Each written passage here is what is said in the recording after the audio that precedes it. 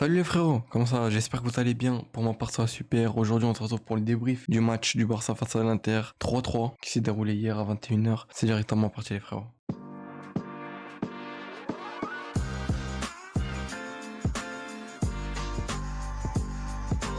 Quel match? Honnêtement, je pense qu'on s'y attendait tous à une grosse soirée de Ligue des Champions. On l'a eu cette grosse soirée de Ligue des Champions. C'était un gros match, surtout une première mi-temps incroyable. Les deux équipes honnêtement. Pour commencer déjà, on a l'entame du match qui va très vite au bout de la 30e seconde. Le Barça encaisse déjà un but. Marcus Thuram qui fait un très beau geste, but. Chesney ne peut rien faire après, voilà. Inigo Martinez glisse, donc s'il glisse pas, je pense qu'il y a très certainement peut-être pas but. Malheureusement, voilà, il glisse, il perd l'équilibre, il glisse. Et puis voilà, ça coûte un but. Ensuite, le Barça prend du temps et puis pas se réveiller, mais se réveille directement après le but. On les a beaucoup dominés honnêtement. On les domine, ensuite coup de pied arrêté, corner, centre, déviation.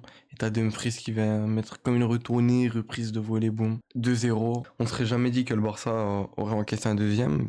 Pour ma part, surtout qu'on poussait beaucoup, qui ont été proches de l'égalisation. Ensuite, après le but de Dumfries à la 21e minute, directement après, t'as une réaction de Lamine Yamal, 24e minute directement, il vient planter un but magnifique. Il se bat déjà, parce que Thuram, honnêtement, on voit le gabarit de Thuram, normalement il aurait dû le apprendre tous les jours, et ben non, il se laisse pas faire Lamine. Il y va, il en passe, boum, frappe poteau rentrant. 2-1, quelques minutes après, vers la 38e minute, Pedri qui a le ballon, ils vont Rafinha dans la surface, il envoie un très bon ballon. Rafinha qui fait une remise de la tête sur Ferran Torres qui honnêtement a très bien joué le coup parce qu'il est pas passé devant, il est passé derrière à Serbie, il me semble que c'était à Serbie, et il vient boum. Il la met de 2, on rentre au vestiaire. Ensuite, on a eu, bien sûr, avant la fin de la première mi-temps, la blessure de Jules Koundé. Jules Koundé, qui a une blessure qui va faire beaucoup de mal.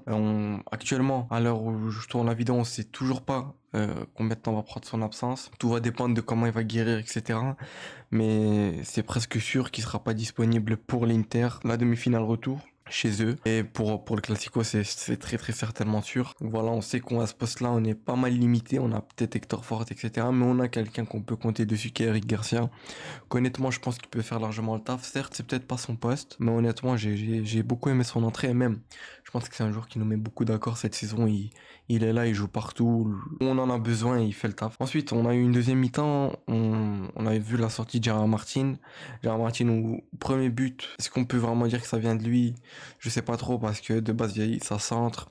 Koundé, en vrai, Koundé dégage bien le ballon parce qu'il le remet pas dans l'axe, il le remet sur le côté, mais bon, Dumfries qui vient, personne n'a su prendre le ballon que Koundé a dégagé. Dumfries vient, centre, et il met ce premier but. Enfin, voilà, Gérard Martin a fait encore une fois un match assez moyen, mais bon, on sait très bien, on peut pas lui demander grand chose. On sait que c'est un joueur qui a fait une transition énorme, il est passé, voilà. Il vient des 3, ensuite il a joué avec l'équipe B du Barça, et boum, il est projeté en Ligue des Champions, etc. Se retrouver à remplacer Baldé, ou aussi pour en parler, Baldé qui a reçu le feu vert du staff médical. Il pourrait même jouer face à Valladolid, mais je pense qu'il va peut-être lui donner quelques minutes face à Valladolid ce week-end, samedi, et peut-être c'est très certainement sûr qu'il sera titulaire face à l'Inter. On verra ça de façon dans les avant-matchs, bien sûr. Donc on a eu à la place de Gérard Martin l'entrée de Araujo, on a eu, comme je l'avais dit dans l'avant-match, Inigo à gauche, Araujo Cubarsí dans l'axe. Araujo, honnêtement, quand il rentre dans des matchs, il fait vraiment des très bons matchs. Quand il est titulaire, des fois il passe à côté des matchs, mais là quand il rentre, vraiment c'est incroyable. Surtout qu'on avait besoin de ce profil là pour rapide, etc. Ensuite voilà, ça a été un match, une deuxième mi-temps, on va pas se le cacher, en dessous quand même de la première mi-temps, moi j'ai trouvé. On a eu le but de Dumfries encore une fois sur coup de pied arrêté, sur corner.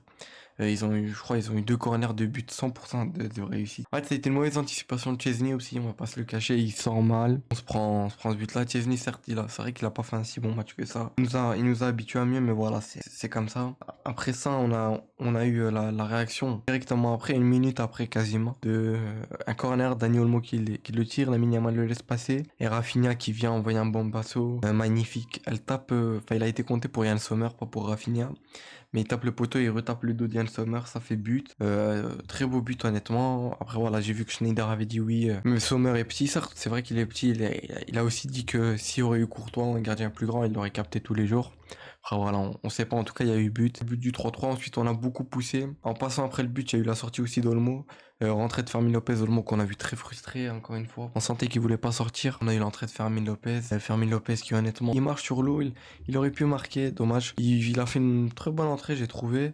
Ensuite, eux, de leur côté, ils ont sorti pas mal de leurs joueurs. Ils ont sorti Çalhanoğlu, Dumfries, Thuram d'un coup. Ils ont fait rentrer Darmian, Zielinski et Fratesi. On a vu qu'ils voulaient vraiment miser sur ce 3-3 et vraiment tout miser sur le retour parce qu'ils vont être chez eux. On sait que c'est un stade qui est beaucoup bouillant. Il va y avoir 3000 supporters du Barça au stade de l'Inter, le Giuseppe Meazza, je crois que c'est possible que je me trompe ou possible que j'ai totalement mal dit le nom du stade. Ensuite, voilà, on a poussé dans cette fin de match. On a eu aussi la sortie de Koubarsi, l'entrée de Christensen. Christensen, ça fait plaisir de voir qu'il est revenu. C'est que ça faisait... La dernière fois qu'il avait joué, c'était en août, il me semble. Et voilà, il est revenu. On sait qu'il sort d'une grosse blessure. En vrai, ça va.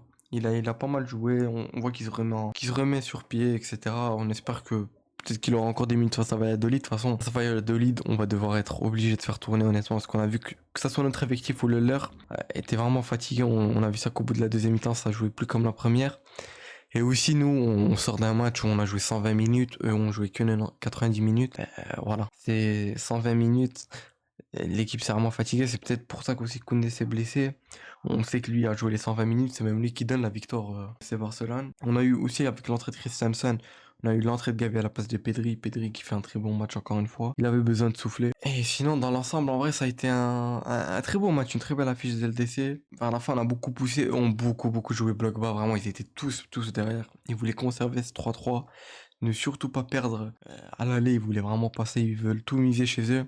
Chez eux, ça va être un nouveau match, ça va être comme 0-0 dans la tête. Ça va être un nouveau match, faudra bien voir. On sait que c'est une équipe qui est quand même très dangereuse, ils ont Dumfries, etc. Surtout que sur le côté, il y avait Gérard Martin, donc c'était compliqué pour lui.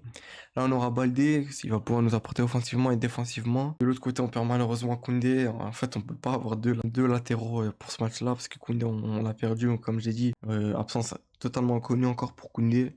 Mais Eric Garcia, en vrai, je compte sur lui. Je pense qu'il peut largement faire le taf. Il l'a montré à plusieurs reprises. Tout va jouer à ce retour. On sait qu'on rentre dans un mois de mai très chargé, avec beaucoup d'enchaînements de matchs, des matchs importants. Contre Valladolid, je pense qu'il va falloir faire tourner. On le rappelle, la dernière fois qu'on a joué contre eux, on leur a mis 7-0, je crois que c'était vers un début de saison. Ouais, il me semble que c'était vers un début de saison, on leur avait mis 7-0. Après voilà, je pense que l'équipe a changé, mais même, je pense que ce match-là, il va falloir faire tourner. Il va falloir, par exemple, les Pau Victor, les Pablo Torre qui jouent jamais alors qu'ils sont bons. Tout ça, là, un Fati, honnêtement, il va falloir essayer de faire tourner. On sait qu'il y a mal. Déjà qu'il y a mal avant le match de base, on voyait qu'il devait être out, mais maintenant il a fini par être titulaire. Et heureusement, même si dans l'ensemble, l'effectif a été très bon. De Jong, Pedri, voilà, De Jong qui a fait encore une fois un très gros match. Pedri, pareil. Rafinha, voilà, il a fait son match. Ferran Torres aussi. Yamal qui a sorti, honnêtement, une masterclass. Yamal qui est à un niveau, waouh, stratosphérique. C'est incroyable. 17 ans, ce qu'il fait, c'est. Il a vraiment. Di Marco a eu beaucoup de mal face à lui. On sait qu'il y a eu une action aussi un peu bizarre là avec Bastoni qui met la main sur Yamal. Pour moi, honnêtement, il y a faute, il y a péno. Mais bon, après voilà, Clément Turpin, pour lui, il a trouvé qu'il n'y avait pas péno. Enfin bref, on parlerai pas d'arbitrage. Puis voilà, les frères, tout va jouer au retour. On sait qu'on va avoir un mois de mai encore une fois chargé. On est dans la période la plus importante de la saison. On sait qu'on a pour l'instant 2 titres. On a la Ligue encore à jouer, la Ligue des Champions. L'équipe est motivée pour aller en finale. Faut vraiment se donner à fond. Et puis voilà, les frérots, c'était Azrou. J'espère que vous avez aimé la vidéo. N'hésitez pas à me dire vous ce que vous en avez pensé du match. Et puis voilà, les frères, si vous avez aimé la vidéo, n'hésitez pas à vous abonner, liker la vidéo, ça fait toujours plaisir. On se retrouve vendredi pour l'avant-match. Demain, du coup, pour l'avant-match face à Valladolid. Azrou, ciao les frérots. Portez-vous bien.